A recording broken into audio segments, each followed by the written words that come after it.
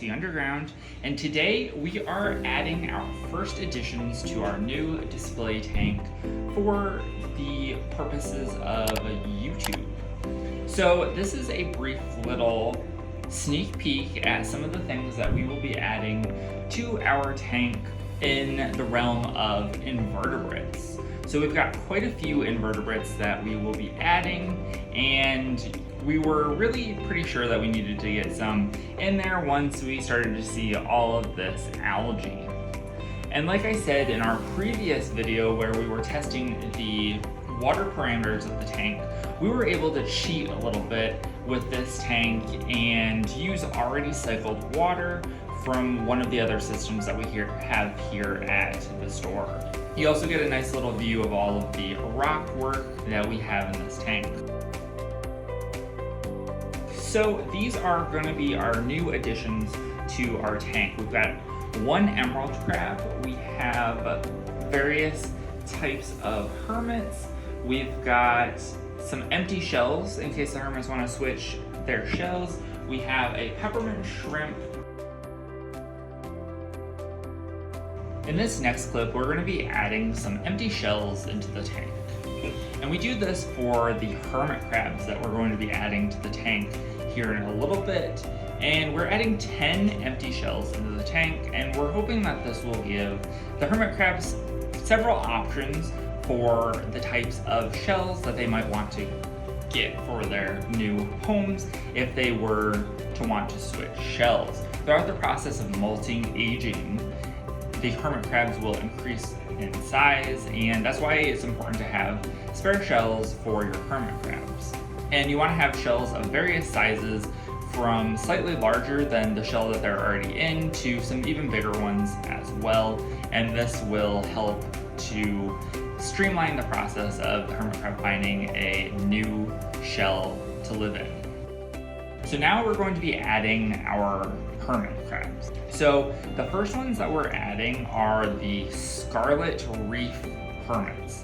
Now these hermits have some bright red legs, and it's much brighter than a red leg hermit crab.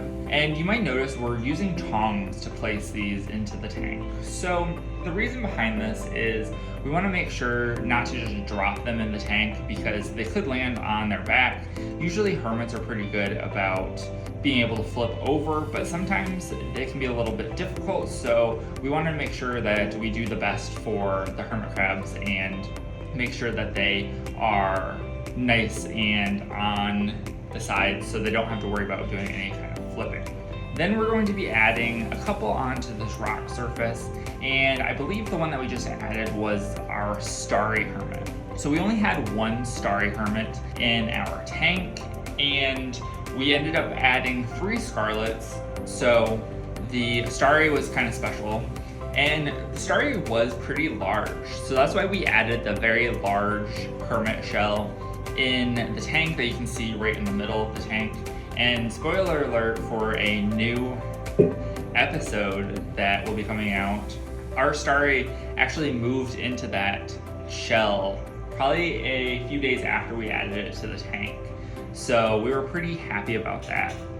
We're also going to be adding in 3 blue leg hermit crabs and 3 snowy hermit crabs. And so that's what we're doing right now. The blue legs are very small, so it's important to know that they don't really grow a ton. But the scarlet hermit crabs will grow quite a bit, and so will the starries. And the snowies grow a little bit, but not quite a lot. So this is our emerald crab that we are adding to our tank. This is mainly adding the emerald crab for algae eating capabilities. And we've already seen him several times go and eat algae like he's eating potato chips. So now we're adding the Nasara Snails to the tank. And the main reason that we are adding some snails to the tank are we're starting to see a lot of algae growing on the glass surface. And so we're adding 5 Nasara Snails to the tank, and we're placing them on the glass just so we can make sure that they are free to move and my arm doesn't reach all the way down to the bottom of the tank, so we wanted to make sure that they didn't get flipped over on accident, and many times it's very difficult for them to flip back over, so we wanted to make sure that they were all pretty good. So now we are going to be adding some more snails, 15 snails altogether. And we wanted to make sure that we had enough. This is a 90-gallon tank, and we didn't want to add a ton of snails or inverts, but we wanted to add enough that we would at least see some stuff. That one did fall, but we did notice that it fell and landed with the opening down, so there's no problem with it being flipped over. So these ones that we're adding now are the Nasara Snails. And these are some really cool looking snails.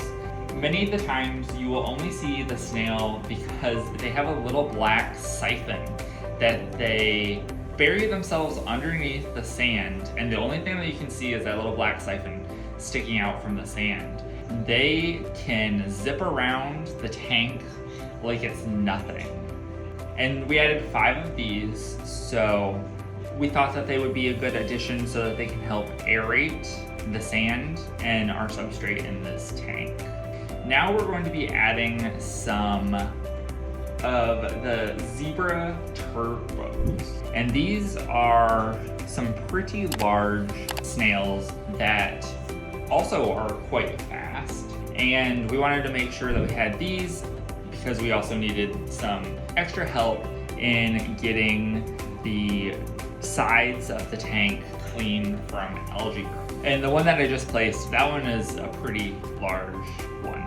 This is after we added all of the inverts. This is the next day, and we came back to see how they were adjusting to their new house. We did add some Starry snails as well. We did that off camera though, so if you see any of the newer videos that we're going to be releasing for this tank, you will see a bunch of Starry snails, and that's because we did not add them in the video. But that is it. Let me know if you are starting your own tank or how your tank starting experience has been. And remember, if you're not already subscribed and you'd like to be, please hit that subscribe button down below and give this video a like if you liked it. Thank you guys for watching and have a great day. Bye.